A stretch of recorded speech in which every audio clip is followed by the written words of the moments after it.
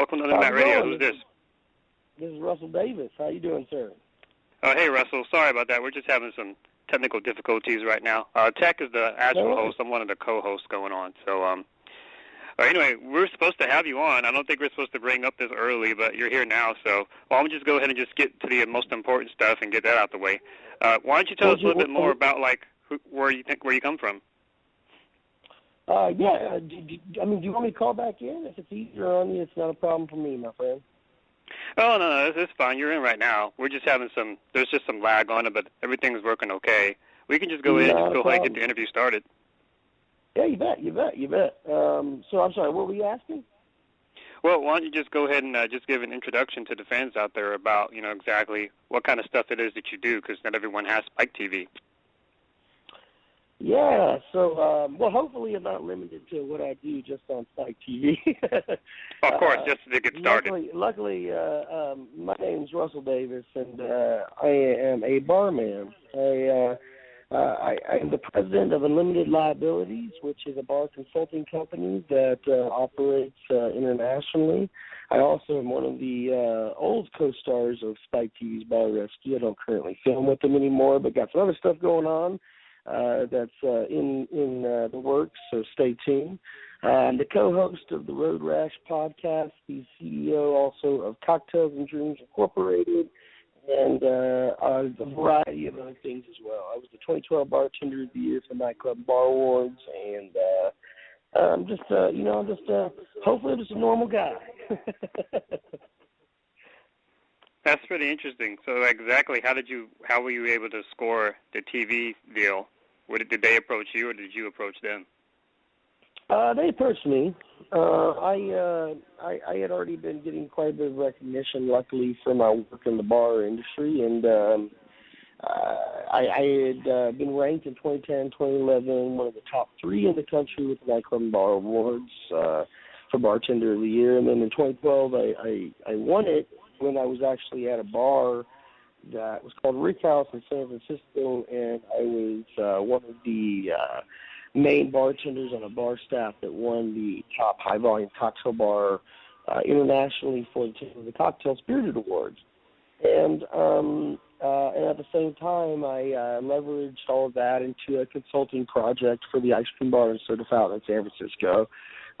Came on board there and opened up a bar program as a consultant, not as a bartender, but as a consultant, that ended up giving just really great recognition within just weeks of opening, and is still a staple there today. I'm very proud to say that even they're opening up a second spot. But all of that just led into me being able to launch a really successful consulting company that operates from top to bottom to do anything in the beverage industry. And whenever Bar Rescue called, I kind of knew they wanted me, so. Okay, that's pretty cool. Could you tell us a little bit more about how difficult it is to run a bar? Because it looks easy on TV, but then you actually kind of try to figure it out and you realize it's a little bit hard. Or are there any particular things that you think a lot of people underestimate as far as how difficult it is to run one? Well, the thing is that operating a bar is a hard job, a very, very, very hard job. But, for certain people, depending upon the person you are, maybe actually running a bar is not necessarily that difficult. We all think on different levels. We all operate differently. And I've seen some very successful people running bars that did it very, very casually and very, very easily. When I say casually, I mean that they were able to really just operate things onto a level that it didn't seem like they were doing business, but they were doing business, And I don't think that running a bar is all that hard depending upon the person you are, although, running a bar is hard, but it is easier for some people than it is for others. And there's so many different levels that kind of works on as far as how hard it is. It's hard to own and operate a bar. If you look at the actual day-to-day processes, that's one thing. But then looking at the other aspects of it, the owning a brick-and-mortar location, is knowing that there's a certain liability that's underneath you. To always realize that if your employees fuck up, you could go to jail for it if it's that bad. Because you're literally handling things that are very risky and determine people's life. Alcohol is a poison, and it brings out sometimes the best and sometimes the worst in people. And bar owners have to realize what they have in the palm of their hands and the control that they have over people and their ability to fuck their own lives up, much less their own. So some people operate it really easily, and then some people just can't. Okay. I've been to a few bars before. I definitely agree that some of them have better vibes than others. Could you tell us a little bit about some of your favorite drinks to make? Yeah, I mean, I have a couple of drinks that I just, it's actually not drinks that I make, but just drinks to drink. Like I love an old-fashioned, and that's one of those drinks that I judge a bar based upon how well they make their old-fashioned. I love a daiquiri, a very true old-school daiquiri. Not frozen, not pink, but hand-shaken, 3 ingredients, rum, lime juice, and sugar. And based upon, and this is also the way that I judge bartenders when I walk into a bar and I ask them for a cocktail, is if I'm in a place that I don't know very well, I'll ask them for the daiquiri or I'll ask them for an old-fashioned. To me, that's that first test. Okay. I'm not really much of a drink person. I like apple juice. Tech jokes about that with me all the time. Apple juice. Oh, you love apple juice? I love it. Okay.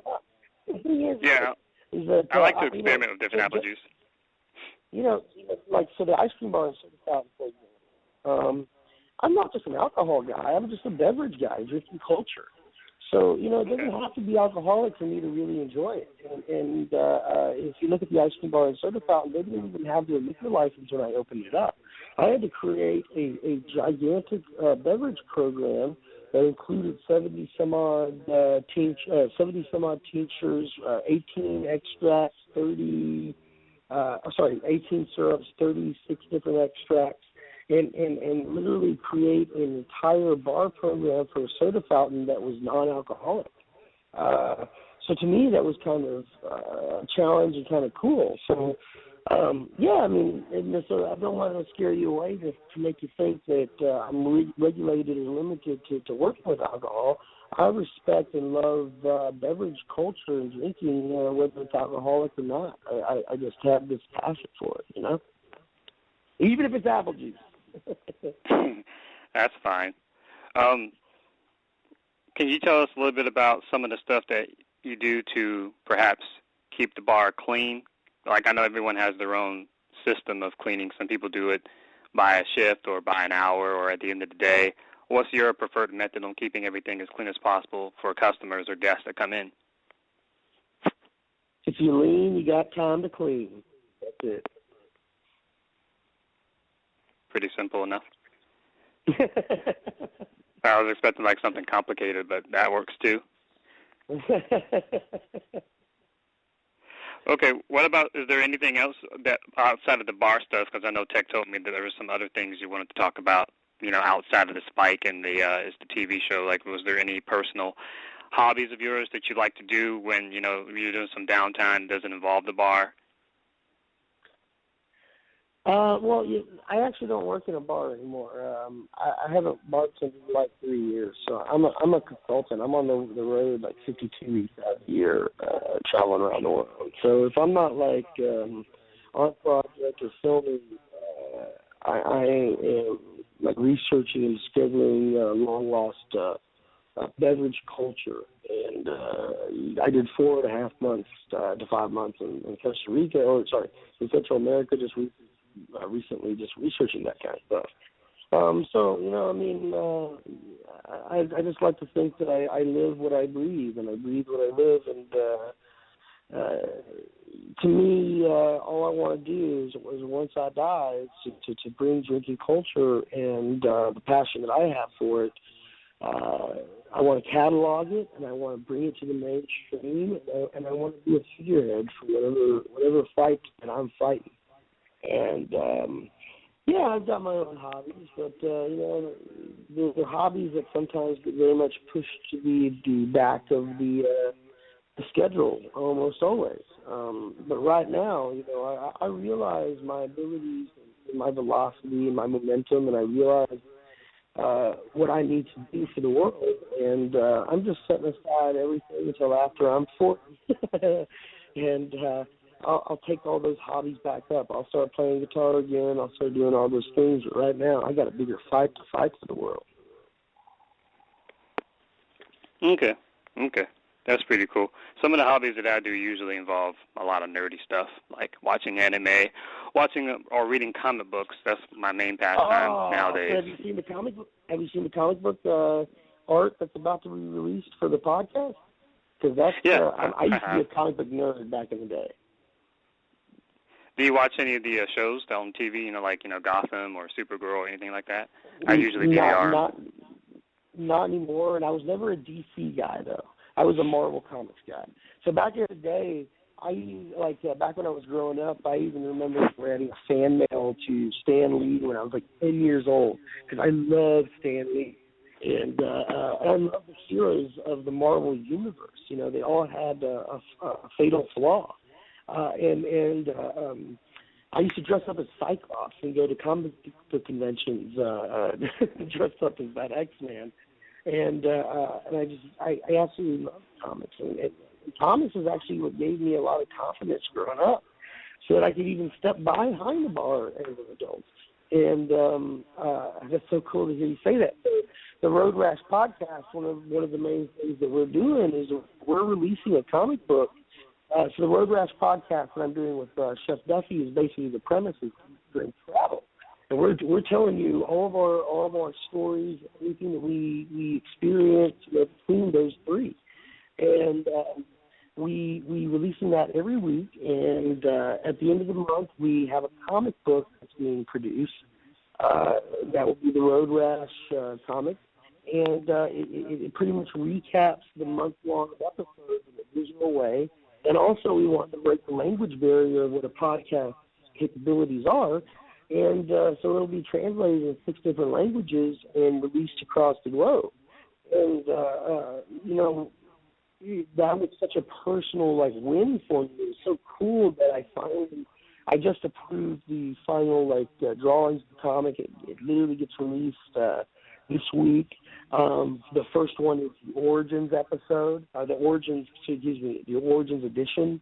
And so it'll be in black and white. It shows you the backstory of the Road Rash podcast. And then at the beginning of February into January, we'll be releasing the first Road Rash edition that is based upon the actual podcast. And I just couldn't be more jacked about it, man. I was such a comic book nerd growing up, and then I finally got my own comic book. Me personally, I'm more of a DC guy. But since you brought up Marvel, they do have this thing on Netflix. They got some Netflix exclusive shows. I think they have Marvel's Daredevil. I saw the first season. It was good. They're doing a killer job right now with Netflix. Right. I haven't seen Jessica Jones yet, but I've heard good things about it. And I know they got some, I think there's a Luke Cage show or something. What I would like to see is a show based off of X-Men.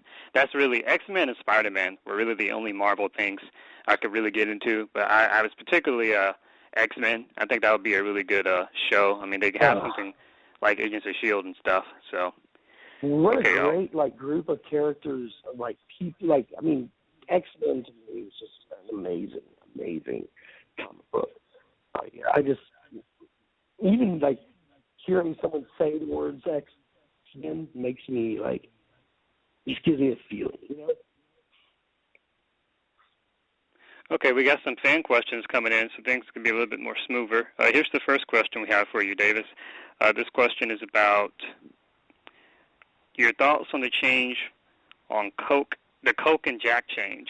What are your thoughts on that? The Coke and Jack change? Are they talking about the? I'm assuming that they're talking about the Jack and Coke being changed, the name being changed to the Lemmy. The Lemmy from the right. Yeah, from the member of Motorhead that unfortunately just passed away. One being a someone who loves rock and roll. Rock on, Lemmy, and R.I.P., as well to David Bowie, R.I.P. But I think it's pretty fucking cool. If Jack Daniels gets behind it, I think it's even cooler. But even beyond going rock and roll, why shouldn't our cocktails be named after our heroes? And if, for the love of God, someone unfortunately passes away in this fashion, why not rename a cocktail after them? You know? Yeah, it seems like a really nice way to leave a memory of someone that's, unfortunately not with us. Yeah, I mean, just think about it from your perspective. Wouldn't you just think the biggest honor after you passed away would be to have a cocktail named after you? To me, that's the coolest thing ever. I mean, if Jack Daniels and anybody else doesn't get behind it, you're just not paying tribute. Okay, another question we have is, can you talk about the transition from working on TV from bar to bar? I'm not really sure that I understand the question, but I'll try to broach it. Transition from TV from bar to bar, or transition?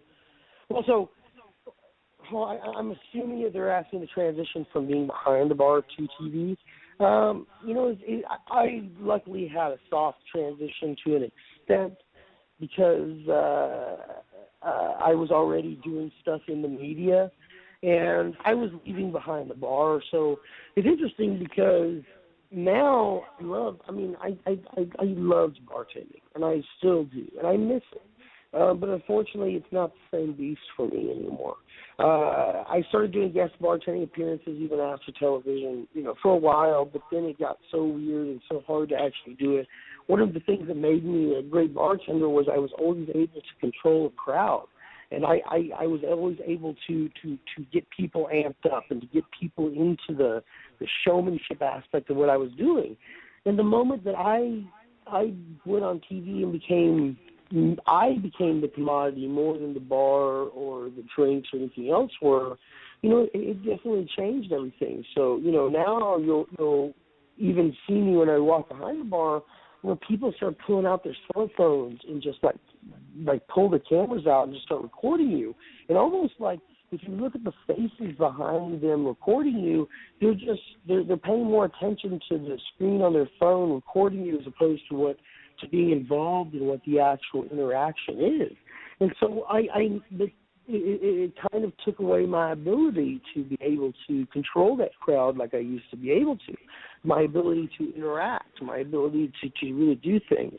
And I was at the back end of being behind the bar, professionally anyway. But all that definitely changed as soon as television really hit. But, I also realized that what I need to do, and I want to be a figurehead in a revolution for whatever's happening with the bartender mixology industry. And if this revolution of the celebrity mixologists/bartenders is happening like it did for the chefs 10 years ago, I'll be damned if I'm not one of the first 5-star generals. Okay. That's a pretty good answer. We have another fan question that says, next fan question says, what was the toughest episode of Bar Rescue you've ever done? What's if that? you can remember. What's the toughest episode of Bar Rescue that you've ever done, if you can remember, because I know it's been a while. A good minute, modern amount of time. The toughest episode, there's not really a toughest episode. It's they all have their own different procedures and problems, and it really wasn't the toughest. I would love to say there was, and I probably even answered in interviews in the past that there was a toughest and described it. But now looking back from a different foundation platform, I don't really think I could say there was a toughest. They were just all different in their own ways. Okay, here's another real question. This is something that I've always been a little bit curious about. Can you talk about the pressure that certain owners may have on camera? Like someone's demeanor might be different on camera when compared to off camera. So some of the bar owners that you encountered, would you say that their attitude or how they handled things were different when the camera was on compared to when it was off? Well, I don't really know because I didn't deal with a lot of those bar owners off camera. So I don't know how they were on or off camera. I mean, off camera for the most part. I will say this: I was very surprised by the way people act when they are on camera. For me as a person, I would have thought that, like let's say I had been in their position, some of their positions, I wouldn't want to do all those things that were the mistakes. And it was just very weird that sometimes you saw these bar owners, once you put them on camera, almost want to make more mistakes or want to make the mistakes in front of you. It was just very, very, very, very, very strange on that level. But, I didn't have a lot of dealings with people until afterwards, that off camera. And, so I never really could judge it correctly. And the people that I have had dealings with off camera that I continue to help out and continue to try to work with, which was quite a bit of them, I would never say anything like they were, not being themselves, because they were, but I find that the people that I do continue to try to help out, they're the same people they were on the show as they were, on camera when I was filming with them as they are now. So. Okay, thank you for that. No worries. Could you tell us a little bit about how you started, like when you were younger? Like when did you know it was something you were good at? Because I know everyone has their own story. Some people learn at an early age, some when they're teens, adolescents, and some are late bloomers. Like me personally, I didn't really start. I'm not really a bar person, but sometimes I do like to go out with friends, if there's like a WrestleMania or something like that, or if there's some of my friends want to see a UFC show. I didn't really start going out until, my mid-20s, 22, 23, 24.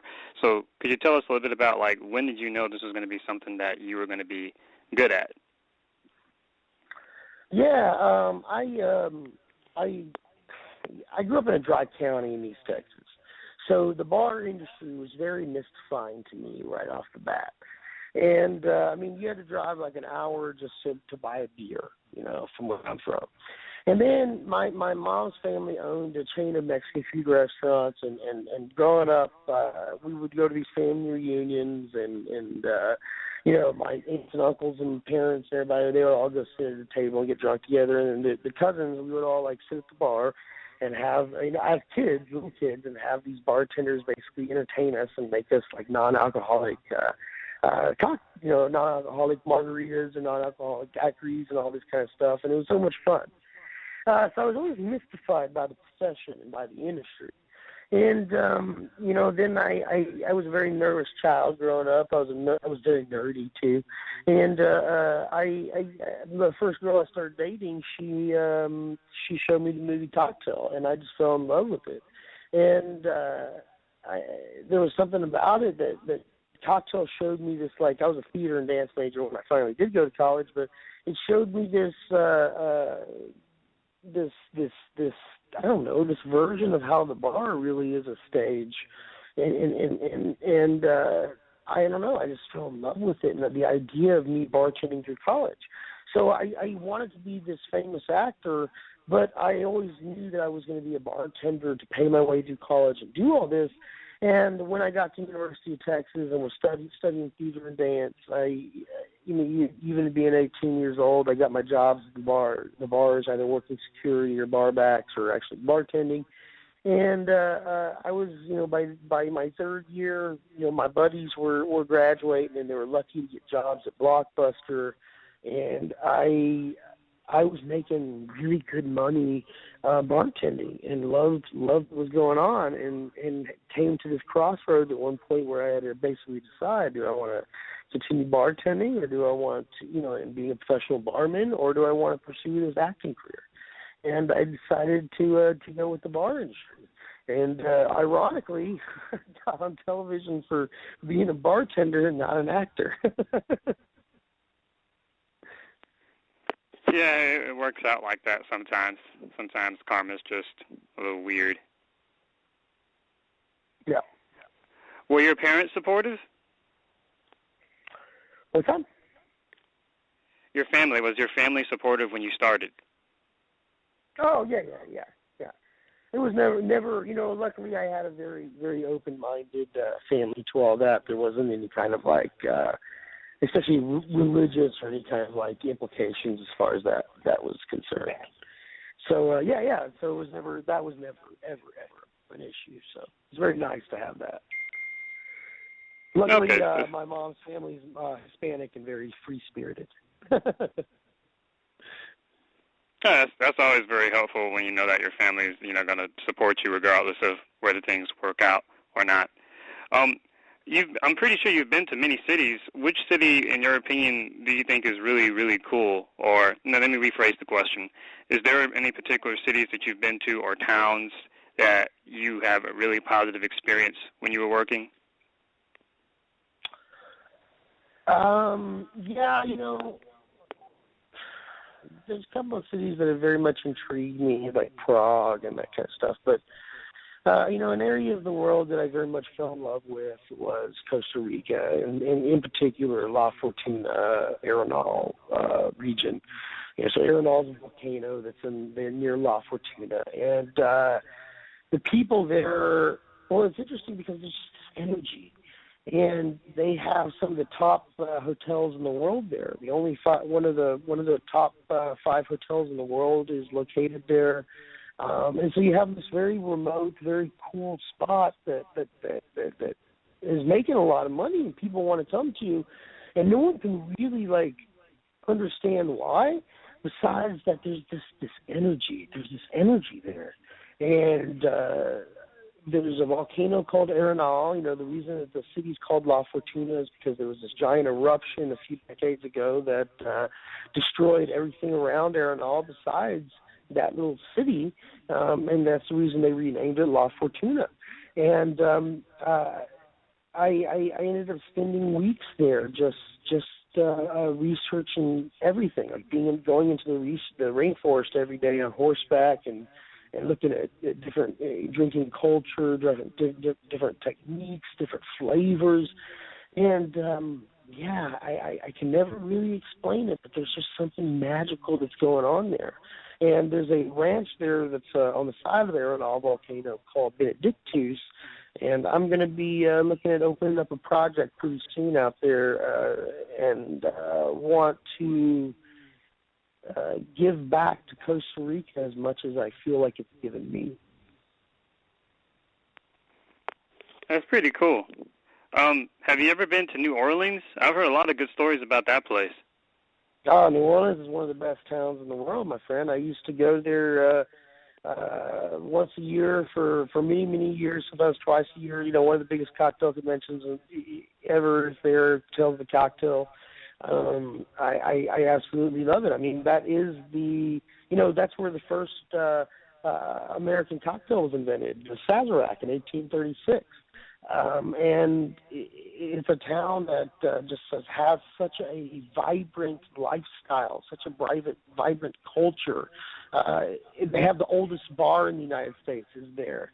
To me, New Orleans is eating oysters and drinking an Abita beer at Felix's. It's having a beignet and chicory coffee at Café Du Monde. It's going to Giacomo's and having a really great Cajun dinner. It's going to the Carousel Lounge at Hotel Montleone and having a Sazerac or Ramos Gin Fizz made by Marvin. New Orleans it's life. I've heard a lot of great things about New Orleans. One of my favorite shows to watch right now is The Arrow on CW, and Stephen Amell said that he's been to different cities, and the one city he would recommend everyone to visit at least once was New Orleans, which caught me off guard. I thought he was going to say, Chicago or L.A. or New York, but no, he said New Orleans, and he said the whole city kind of gives off this kind of magical Mardi Gras vibe that just goes on all year round, regardless of what time of year it is. And he said how good the food is and how great the bars are. Absolutely. It gives off this vibe of just strength and culture. To me, that's the best way to describe New Orleans. It's strength and culture. But never pass up the chance to go there. Go there.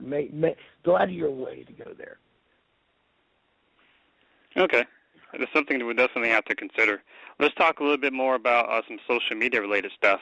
Are you a fan of wrestling or sports in your downtime? Because we talk about that a lot on this show as well. Yeah, I actually do not have a lot of downtime, but unfortunately, I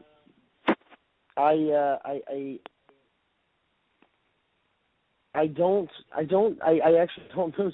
I hate to say it, but I don't know sports very well, and which is weird because being behind the bar, everybody assumed that I knew sports very well, and I would always have to have these conversations where I'd have to stop people and be like, people would like try to talk to me about a game or something, and I'd be like, no, well, just to let you know, I know nothing about sports. But it's weird because I respect and love the culture of sports at the same time. Sports unite people, they unite cultures, and they also unite cultures underneath the roof of a bar many times. But I don't know. I love the culture of sports, and so even like my traveling, I started watching soccer quite a bit and trying to get into it. And now I'm trying to embrace sports in a bigger way than I've ever looked at it because I finally did understand, how important it is to society. So yeah, unfortunately, I don't know a lot about sports now, but I have such a respect for them. Yeah, we're on the same boat on that. One of the main reasons I've always kind of avoided bars is the few times I've gone, it's like every time I go in there, people, try to be friendly and start a conversation, and they say, hey, man, what team you got? Whether it's football or basketball or whatever. And it's so awkward if you don't watch sports. That knee-jerk reaction. Right. And so sometimes, you'll just, I think one time, it was the Heat against somebody. I think the Heat were playing, I think it was the Cleveland Cavaliers, or they were playing somebody. LeBron James was there. He was on the Heat still. And I went to an Applebee's, and I was picking up something my mom ordered. Some random person said, hey, man, who you got? And I had no idea who the teams were. I just randomly said, I think the Heat's going to win. And then it just caused this big argument between these 5 dudes that were drinking, having a good time. And it turned into an impromptu, not necessarily a bar fight, but how sometimes the security guys have to come in, calm everything down, make sure they don't get too rowdy, stuff like that. It can be fun sometimes, but if you don't know what's going on, it can kind of be kind of traumatizing, a little scary, makes you not want to go to bars. My recommendation to people out there is make sure you go during the afternoon hours, 2, 3 o'clock, 4 o'clock, 5 o'clock. After 6, 7 o'clock, that's when it gets a little crazy. So, yeah, I was really scared when I went there. I was like, what did I get myself into? Because sometimes people just start a conversation and you just want to end the conversation. So they ask you a question and you just give an answer. Right? It's like, wait, what do you mean you want the Heat to win? What do you mean they're not the best team? So that was when I realized, people take sports pretty seriously. So you got to be careful. You don't want to walk into a pro Heat restaurant or bar when they're losing. The things won't end very well. So I remember walking to this bar in San Francisco, and it was when the Giants were playing Texas, and I had a Texas ID, and I walked into the bar and ordered this beer from the bartender, and it's literally in the middle of the game, so you have this packed out bar. Everybody's cheering for the Giants because we're in San Francisco. And it was a very important game as well. And as soon as I pulled out my Texas ID I don't remember if I was getting carded for my age or if I was getting carded to use the credit card because I was a little older at the time. But as soon as I pulled it out, and the bartender looked at it and lifted it up in front of the customers, this guy's from Texas. And I'll never forget, this guy right beside me. Everybody starts booing me, of course. But then this guy right beside me, it's in my face, and looking me in my face and yelling at me, being fuck Texas, fuck Texas, fuck Texas, just nonstop, just trying to push me. And luckily I didn't care about sports enough to make it bother me, but holy shit if I had. Okay, I think this is Tech calling in right now. Area code 410. Is that you, Tech? Okay, there might be some issues on his end. I see he called in. I can see him on the board, but for some reason it's not going through. Could be some cell phone reception. Just keep trying in, Tech. We'll get you eventually. Okay, where's Davis? Where did Davis go? Did Davis drop? and everyone dropped. Live radio, everybody. This is exactly what happens. I'm sure he'll call back in. We still got area code 410 on call up, so we'll just go ahead and see. We're supposed to have an EWA Maryland discussion later on, Saturday Rage in the Cage, but as usual on Under the Mat Radio, we discuss wrestling, pop culture, random shout-outs, and stuff like that. So before someone else calls in, I just wanted to just say out there, man, those football games are pretty crazy. I don't really watch football like that, but I saw some of those football games the other day. Man, y'all play rough, man. Y'all play pretty rough. I would definitely not want to play football. It's not for me. Okay, I think this is Davis calling back in. Is this you, Davis? Yeah, sorry about that. No, it's okay. Second there. Oh, it's okay. I'm just trying to see what's going on. I've only got a few more minutes, by the way, just to give you a heads up. Luckily, my own podcast is doing so well that I'm going to be taking taking a date out to celebrate. So. Oh, that's fine. That's fine. How long have you been doing yours? What's up? How long have you been doing yours? We released it on January 1st. We spent about 6 weeks putting the branding together and everything with a great company named Relax Just Create. Partnered up with the comic book artist Maggie Gagliardi, and we literally put together and built what I think is an internationally could be an internationally accepted brand, and we dropped the first podcast on the 1st, and luckily ever since then we've just been rolling hard, and got a lot of opportunities, and it's been absolutely amazing. We got ranked top 35 on iTunes, and then for New Noteworthy, the top number 1 in New Noteworthy for food and beverage. We're number 1 on Audio Boom. It's just awesome. It's really cool to see what has taken off from it, and it was always supposed to be. It just started out as a drunken idea that Duffy and I had, and it's just gotten so much bigger than what we had planned in a good way.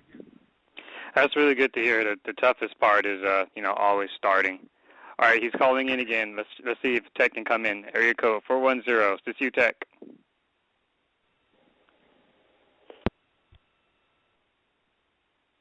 Nope, Tech is ribbing me. This is definitely a rib. I'm convinced. Don't worry.